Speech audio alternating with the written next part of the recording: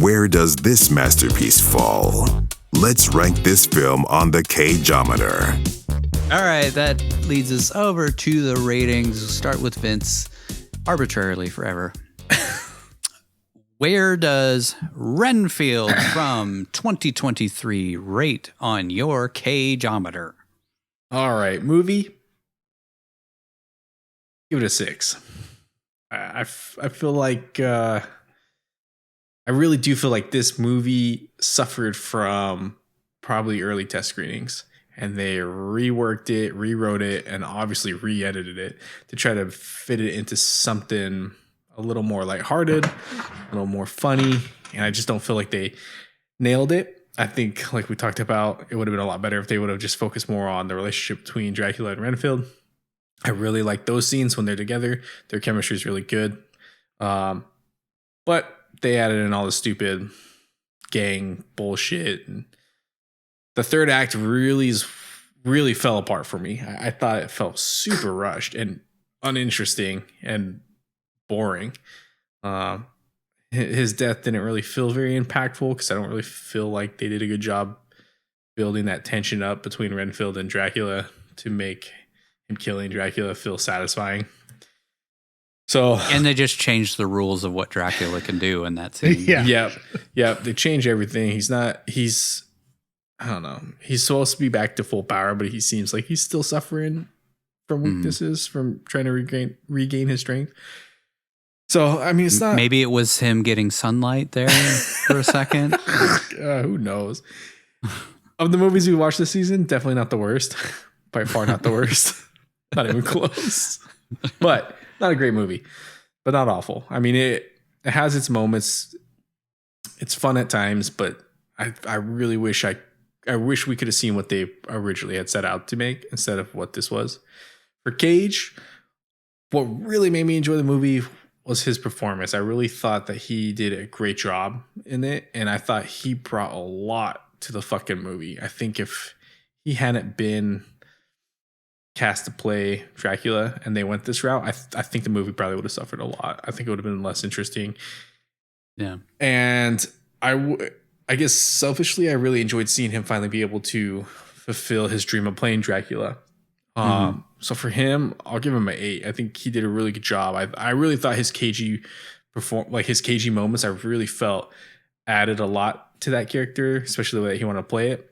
But then, like you kind of touched on it a little bit, Patrick, he was able to turn menacing at times too, where he really does come off as creepy and scary.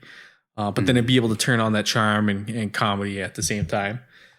Probably, I think I want to say that's probably my highest rating for him this season. I can't remember if I gave a higher rating. I can't remember, but they all blur together. Yeah, at this I know. Point. I have no idea. But yeah, I'll give him 8. I really enjoyed it. I'm thankful that he was able to get this role and be able to perform it in the way that he felt he needed to. Yeah, apparently, as soon as he was cast, he was like talking to them about how he wanted to perform it and all that kind of stuff. So like the next day, he was like, talking to them about the way he saw the character and stuff. So Cage was very invested. This is his dream. Yeah. Nigel, where does Renfield rate on your Cageometer? I don't know what to tell you guys. This is not a good movie for me. I did not. I struggled to enjoy parts of it. A lot of it, actually. I didn't really like it on the whole. For all the reasons we've talked about, I felt like I was sold a movie where Renfield was going to be rebelling against Dracula, played by Nick Cage, and we'd see a lot more of their dynamic and stuff. And then for some reason, we got a different movie that was a bad action comedy about a drug empire and goons and Aquafina being like the main character of it. And yeah, I don't know if it smacked of rewrites or test screening changes or just swapped around in editing, or if it had originally been intended to be that way, but it just felt really disjointed and unappealing to me. And like the humor didn't work for a lot of it. Like we said, just throwing fuck into words into lines doesn't make them funny. I don't know where that trend comes from. It just seems like that happens a lot now in comedies. It felt really low budget to me, so I was really surprised at the $65 million. I mean, maybe unless most of it went to the actors, but yeah, like maybe the effects were kind of. I mean, the practical effects on burnt up Dracula were great, and some of the gore effects were really good that were practical, but just the amount of CG blood was ridiculous and over the top, and it's at odds with trying to be really gory but also sanitized in a way that's weird for an R-rated movie. It's like they had to add it all after in post to make it seem more, engaging, I guess. I don't know. The action was pretty good, but yeah, for me, this is a 4 out of 10. I rank it pretty low. And I hate to say that because I was excited because Cage got to be Dracula finally, and I know that's something he's wanted to do, and I was excited to see that, but I don't know. It's just a lot of this stuff in this movie didn't work for me. Like you said, the B plot is the A plot, and it's not interesting, and it's just written so poorly. And I know you can say part of that is because it's a comedy, so don't take it so seriously. But I don't know. I've seen good comedies that are funny and written well enough to not detract from the overall theme of the movie and the tone. And I feel like the emotional core of it is supposed to be that Renfield overcoming his codependency and gaining his power back and stuff. But a lot of that felt really forced and shoved into it, which is strange because it feels like should have been the crux of the movie and not something that was added to it, but it just kind of felt like it was. And then the forced relationship between Rebecca and Renfield is just, I don't know why they had to do that. I mean, I guess you could say they sort of stay platonic at the end, but it's obvious he's got kind of an interest in her and she's got an interest in him. And it's just, I don't buy it. Yeah. They don't have chemistry at all. Yeah. They don't have romantic chemistry at all. Yeah.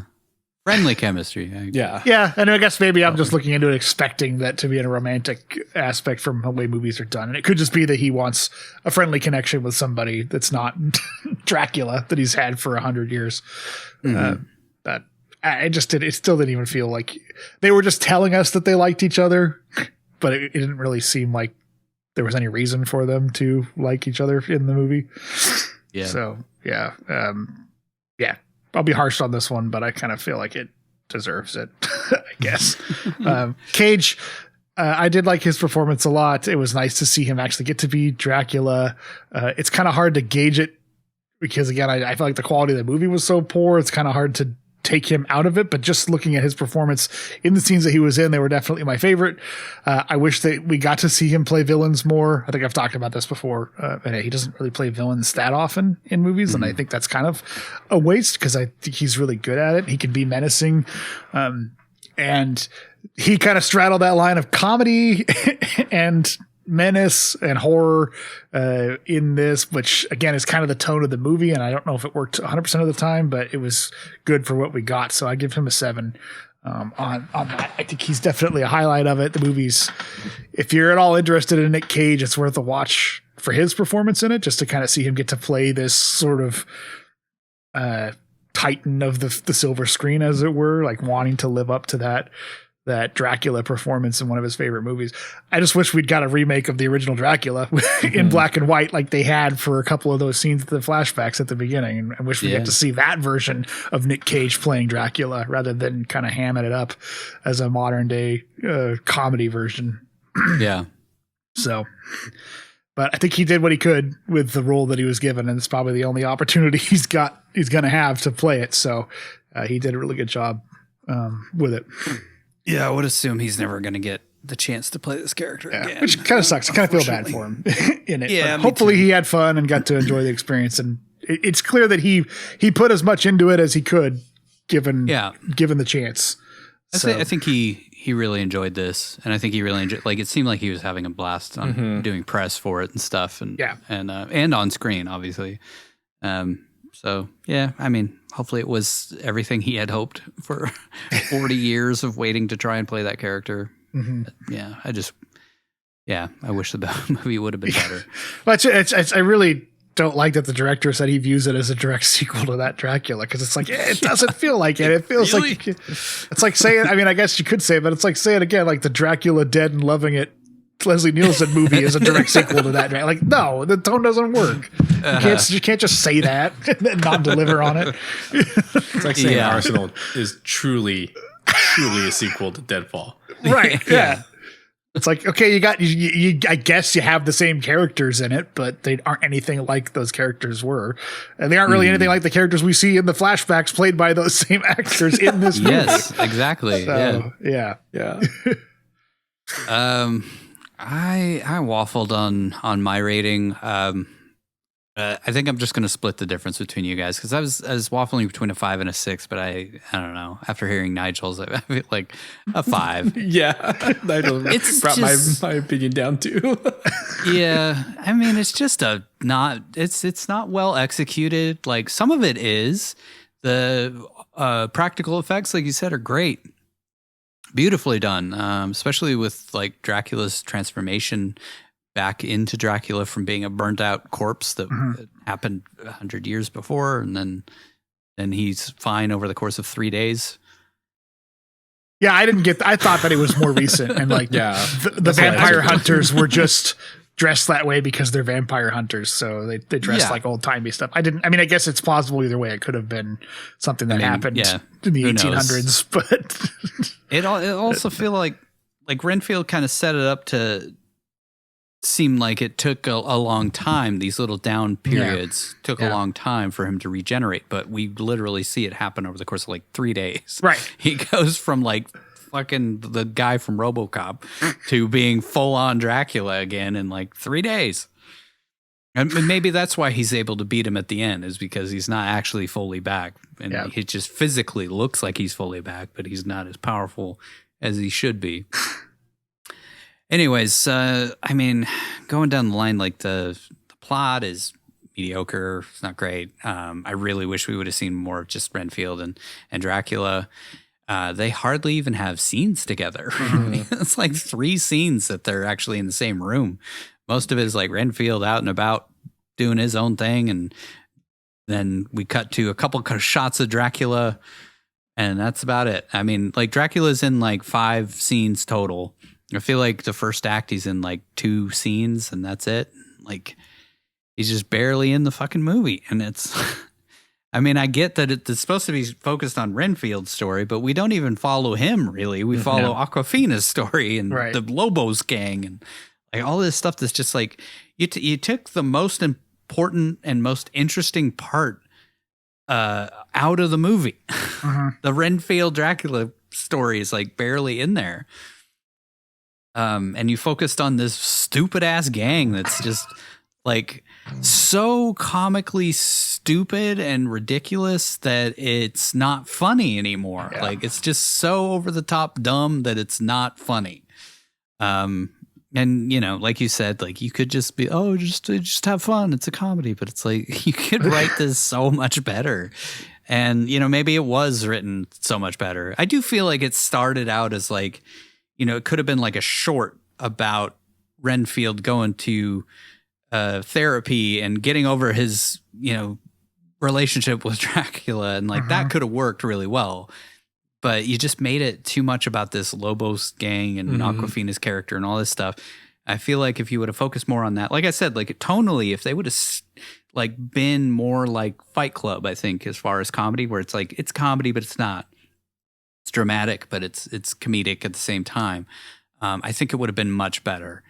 And focusing more on the support group, and maybe like Renfield meets Rebecca there at the support group, and she's not a cop, and we're just like he's finding himself through a love story or something, and not this whole stupid gang cops are on the take bullshit monster voices over everything. It's just was bad. I mean, it's not even close to the shittiest movie that we've done. But it's just poorly executed, I feel like. Cage, I gave him an 8. I kind of actually waffled on giving him a 9 for this, because I thought he did really great. Again, we've said it many times, but like his physical acting was just so good. His physical performance throughout where you see him start off real hunched over and sickly and like leaning on the cane, and then he slowly gets more and more powerful as it goes along and starts feeling more and more ominous and has that presence of Dracula as we go along, especially when he stands up out of the coffin. Like that's when he really like is fully Dracula. And but then like they take it all away from him in that stupid final scene where he just gets beaten up. Yeah. They beat up Dracula. Off screen too, sort of. Like they don't actually show it. They just show Nicolas Cage movements, punching down, yeah.